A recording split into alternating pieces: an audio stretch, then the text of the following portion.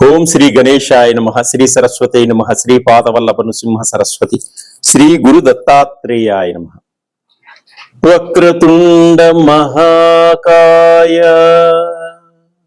కోటి సూర్య సమప్రభ నిర్విఘ్నం కురు మే దేవా సర్వకార్యేషు సర్వదా. ప్రేక్షక మహాశయులందరికీ నమస్సుమాంజలు. నవంబరు మాసంలో మాస ఫలితాల గురించి మనం తెలుసుకుందాం. ఈ నవంబర్ మాసంలో ద్వాదశ రాశుల యొక్క మాస ఫలితాలు ఏ విధంగా ఉన్నాయి, గ్రహాల యొక్క స్థితిగతులు ఏ విధంగా ఉన్నాయి ముందుగా మనం తెలుసుకుందాం. నవంబరు 2వ తేదీ నవగ్రహాలలో ఉన్నటువంటి శుక్రుడు తులారాశిలోకి ప్రవేశిస్తున్నాడు. ఇలా శుక్రుడు ప్రవేశించటం వల్ల మనకి విశేషంగా ఫలితాలు వర్తిస్తాయి. అలాగే జన్మరాశి నుంచి లెక్కించినట్లయితే 2, 4, 5, 8, 9, 11 స్థానాల్లో రాసులలో శుక్రుడు సంచారం ఉన్న అద్భుతమైనటువంటి శుభ ఫలితాలని మనకిస్తాడు.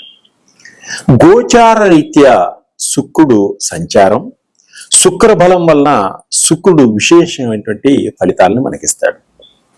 తులారాశి వారికి, కన్యా రాశి వారికి, కర్కాటక రాశి వారికి, మిథున రాశి వారికి, మీన రాశి వారికి, కుంభరాశి వారికి, వృశ్చిక రాశి వారికి అద్భుతమైనటువంటి ఫలితాలు రావడం జరుగుతుంది.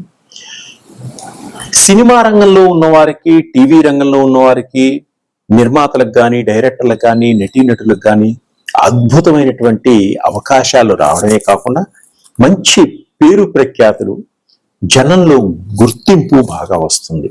అలాగే భార్యాభర్తలు విడిపోయినటువంటి వాడు, గొడవ పడినటువంటి వాళ్ళు ఒకరికొకరు అర్థం చేసుకుని ఇప్పుడు శుక్రుడు బాగుండడం వల్ల వీరు అర్థం చేసుకుని ఒకరికొకరు కలుసుకోవడం కూడా జరుగుతుంది.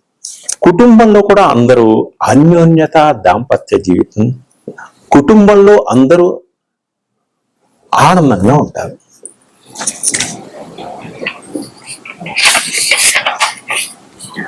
నవంబర్ 15వ తేదీ బుధుడు వృశ్చిక రాశిలో ఉన్నప్పటికీ వక్రిస్తున్నాడు. నవంబర్ 28వ తేదీ వరకు బుధుడు అద్భుతమైనటువంటి ఫలితాలను ఇస్తున్నాడు. మీ జన్మరాశి నుంచి లెక్కించినట్లయితే తులారాశి 2, సింహరాశి 4, మకర రాశి 11, మిథున రాశి 6 చాలా బాగుంటాయి. ఈ బుధుడు వక్రించడం వల్ల విద్యార్థులకు విద్యలో ముందంజ వేస్తారు. ఉద్యోగస్తులకు కూడా చాలా బాగుంటుంది. వ్యాపార రంగంలో ఉన్నవారికి మంచి రెట్టింపు ఫలితాలు రావడం జరుగుతుంది ఈ బుధుడు ఉండడం వల్ల. అలాగే నవంబర్ 16వ తేదీ ఆదివారం సూర్యుడు వృశ్చిక రాశిలో సంచరిస్తున్నాడు కనుక నెల చివరి వరకు 4 రాశుల వారికి అద్భుతంగా ఉంటుంది, కార్యసిద్ధి ఉంటుంది. మకర రాశి, కన్యా రాశి, మిథున రాశి, కుంభరాశి వారికి జన్మ రాశి నుంచి లెక్కించినట్లయితే 3, 6, 10, 11 స్థానాలకు నుంచి మంచి ఫలితాలు ఇస్తాడు. తులారాశి నవంబర్ మాసంలో తులారాశి వారికి మిశ్రమ ఫలితాలు సూచిస్తున్నాయి. వ్యాపారస్తులకు మంచి లాభాలు కనిపిస్తున్నాయి, కానీ కొంచెం అప్రమత్తంగా ఉండడం చాలా మంచిది. వ్యాపారస్తులు ఖర్చులు కొద్దిగా ఎక్కువగా ఉంటాయి, రాబడి కొంత తక్కువగా ఉంటుంది కొన్ని సమయాలలో. అలా అని మీరు నిరుత్సాహపడవద్దు. మీ తెలివితేటలతోటి రాబడి కోసం ప్రయత్నం చేయండి, తప్పకుండా మళ్ళీ లాభం పొందగలుగుతారు. పనులు నిదానంగా ముందుకు సాగుతాయి, కానీ విజయాన్ని సాధిస్తారు. కొంత ఓపికతోటి పనిచేసుకోండి, మధ్యలో వదిలేయకండి. ఏ పనైనా పూర్తయ్యేదాకా దాన్ని వెంటపడండి, తప్పకుండా పని పూర్తవుతుంది, విజయాన్ని పొందగలుగుతారు.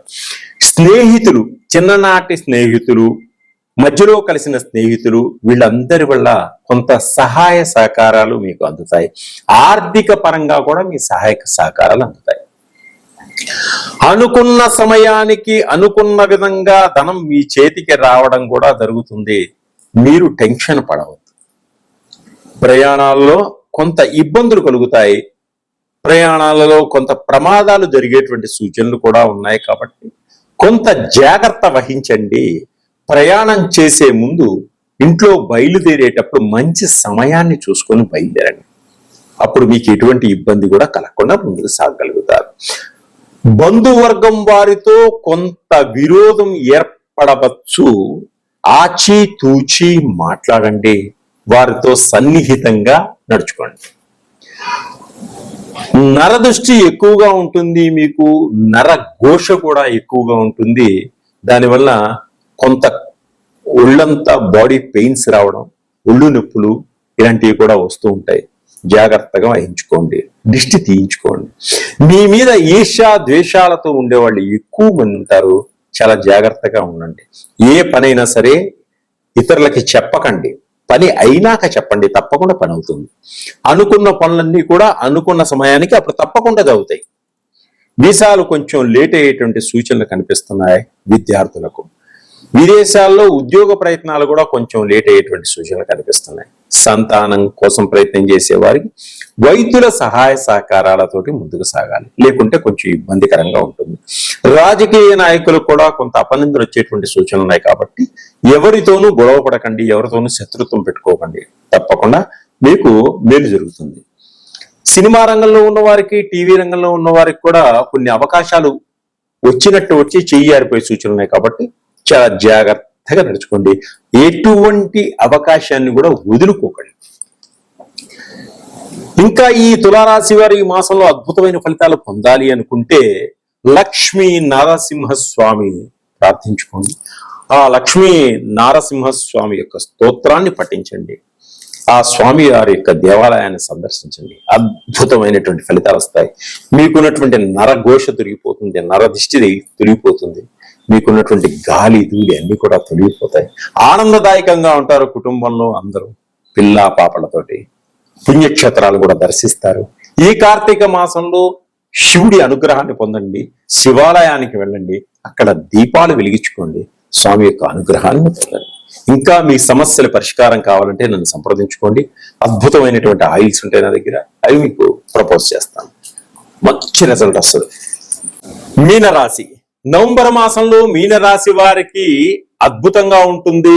మనశ్శాంతిగా ఉంటుంది, మనసు ప్రశాంతంగా ఉంటుంది, ఉత్సాహంగా ఉల్లాసంగా ముందుకు సాగగలుగుతారు. సంఘంలో మంచి పేరు తెచ్చుకోగలుగుతారు, మంచి గుర్తింపు పొందగలుగుతారు. సంఘంలో మీ సహాయ సహకారాలతోటి అందరూ బతకడం జరుగుతుంది. అందరూ సలహాలు తీసుకుని మేము మీ సలహాల వల్ల ఎదగగలుగుతారు.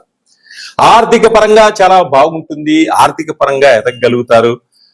ప్రథమార్థంలో చిన్న చిన్న ఆరోగ్య సమస్యలు వచ్చినప్పటికీ సమసిపోతాయి. మళ్ళీ ఆరోగ్యవంతులు అవుతారు. దీర్ఘకాలిక రోగాలతో ఉన్న వాళ్ళందరూ బయటపడిపోతారు, ఆరోగ్యవంతులు అవుతారు. శత్రువులందరూ మిత్రులు అవుతారు. మిమ్మల్ని అనుకరిస్తారు. అందరూ మనస్సు ప్రశాంతంగా ఉంటుంది. ఎవరు ఏది అడిగితే వాళ్ళకి ఆ సహాయం చేసేటువంటి శక్తి మీకు ఇస్తాడు భగవంతుడు.